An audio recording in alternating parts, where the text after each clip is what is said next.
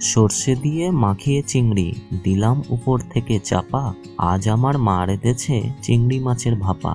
নমস্কার বন্ধুরা, সাগরিকা মমস কিচেনে আপনাদের সকলকে স্বাগতম। আজকের রেসিপি চিংড়ি মাছের ভাপা। তাহলে চলুন দেখে নেওয়া যাক সম্পূর্ণ রেসিপিটা।